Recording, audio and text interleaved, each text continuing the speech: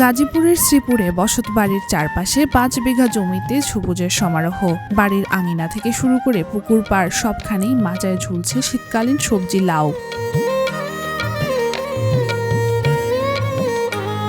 স্বামী স্ত্রী দুজনই বাগানের পরিচর্যায় ব্যস্ত। কীটনাশকের ব্যবহার কমাতে আক্রান্ত লাউ ও শুকনো পাতা কেটে ফেলা হচ্ছে, করা হচ্ছে পরাগায়ন। বলছিলাম গাজীপুর জেলার শ্রীপুর উপজেলার তেলিহাটি ইউনিয়নের ট্যাংরা গ্রামের বাসিন্দা মোহাম্মদ আক্তারুজ্জামান ও মর্জিনা আক্তারের কথা। এক ছেলে ও 4 মেয়েকে নিয়ে তাদের সংসার। একসময় সীমিত আয়ের এই পরিবার এখন সমন্বিত কৃষি খামারের মাধ্যমে গড়ে তুলেছেন সফলতার গল্প। আমি একজন গৃহিণী।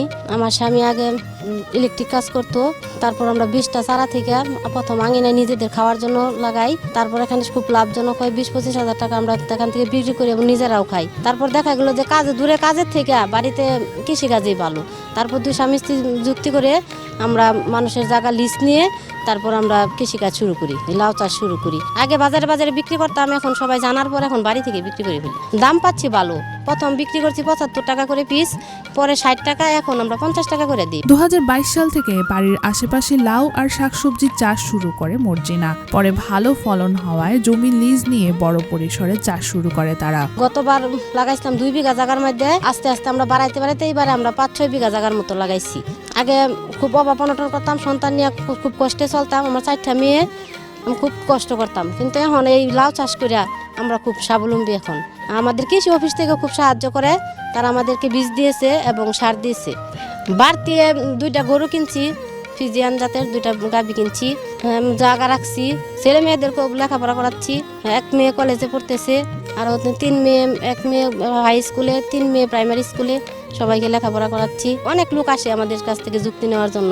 আমরা ওদেরকে বলে দিই যে করার জন্য এভাবে করবেন।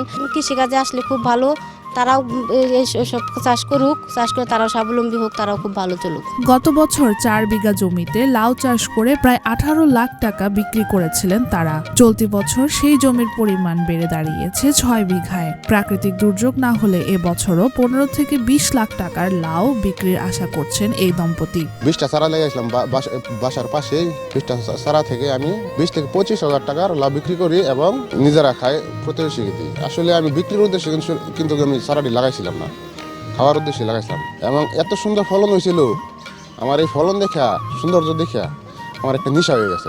পরের বছর আমি 1 বিঘা জায়গা লাগাইছি। 1 বিঘা জায়গা থেকে 1 বিঘা 5 ঘন্টার মতো, 6 বিঘার মতন হবে।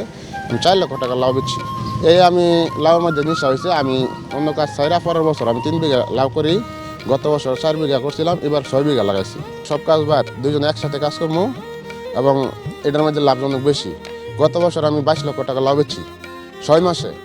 এমন কোনো চাকরিজীবী নাই যে এভাবে এই 6 মাসে 2-2.5 লাখ টাকা খরচ করে 20-22 লাখ টাকা লাভ বেচবো, এমন কোনো চাকরি নাই আমার মনে হয়। আমি আরো বড় পরিসরে করতে চাই। পড়াশোনার পাশাপাশি বাবা মায়ের কাজে সময় দিচ্ছেন সন্তানেরাও। আমরা 4 বোন 1 ভাই। আমার বড় একটা আপু আছে, কলেজে পড়ে। আমরা সবসময় আমার বাবা মাকে সাহায্য করি। যেমন গাছের মধ্যে হাত পরাগায়ন করতে হয়, সকালে আসি, তারপর গাছের পরিচর্যা, মাটির যে পরিচর্যাগুলো আছে ওগুলো তাদের সাথে সাহায্য করি, গাছে পানি দেওয়াতে সাহায্য করি। এতে আমাদের বাবা মার যেমন হেল্প হচ্ছে, আমাদেরও তেমন কাজের প্রতি আগ্রহ বাড়ছে। আমাদের কাছে অনেক ফলন হয়, তা দেখে আমাদের খুবই ভালো লাগে। এলাকার সবাই আসা দেখে আমাদের এতে খুবই ভালো লাগে যে আমরা একটা কিছু করে যে স্বাবলম্বী হতে পারতেছি। আমার বাবা মা আগে খুবই আমাদেরকে মানুষ করতে তাদের খুবই কষ্ট হইতো। আমাদের লেখাপড়ার খরচ দিতে তাদের অনেক সমস্যা হইতো। অনেক কষ্ট করে পড়ালেখা করছি। এখন 3-4 বছর থেকে আমাদের কোনো কষ্ট নাই। এখন আমাদের পড়ালেখার খরচ দিতে তাদের যেমন সমস্যা না হয় না, আমরাও তেমন স্বাবলম্বীভাবে পড়ালেখা করছি। তাদের সফলতা দেখে খুশি এলাকাবাসী। তারাও লাউ চাষ করার জন্য পাচ্ছেন পরামর্শ।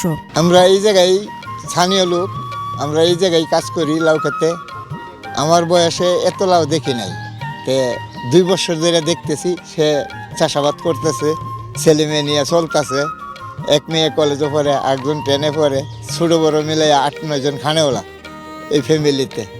সবাই চলে এইটার উপর নির্ভর। আমরা প্রায় কাজ করি এখানে প্রতিদিনই। ধরতে গেলে লাউয়ের ফসল করে তারা ভালোই চলে, লাউ দরে সুন্দর দেওয়া যায়। এবারও ভালো ফসল ফলছে। বিভিন্ন পত্রপত্রিকায় দেখলাম যে আক্তার ভাই লাউ চাষ করে স্বাবলম্বী হয়েছে, তাই ওনার কাছ থেকে শেখার জন্য আসছি যে উনি কিভাবে লাউ চাষ করে, কি কি জাত এখানে পরিচর্যা করে বা কোন জাতের ফলন বেশি হয়, ও ওনার কাছ থেকে পরামর্শ নিয়ে লাউ চাষ করা যায় কিনা এই ব্যাপারে কিছু জানার জন্য আসছি। আমরা এই লাউ ক্ষেত দেখে আঙ্গর অনেক সুন্দর লাগতেছে। আমরা সবাই সহযোগিতা করি, আঙ্গবাড়ির সবাই লাউ জাল বা কাটা শুরু করে সবাই আমরা সহযোগিতা করি। আর আঙ্গর লাউ কিনা খান লাগে না, আমরা এনতেই খাইতারি।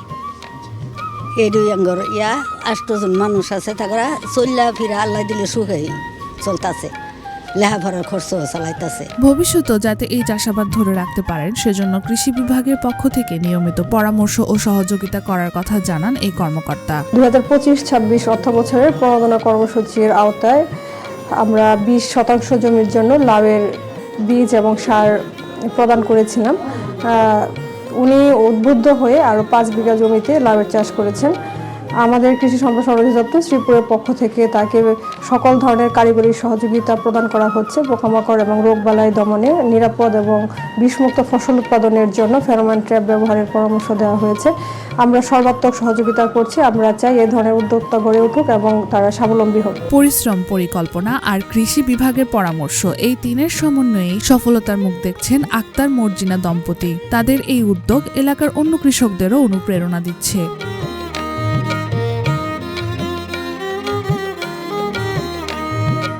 সানজিদা রূপা, বৈশাখী সংবাদ।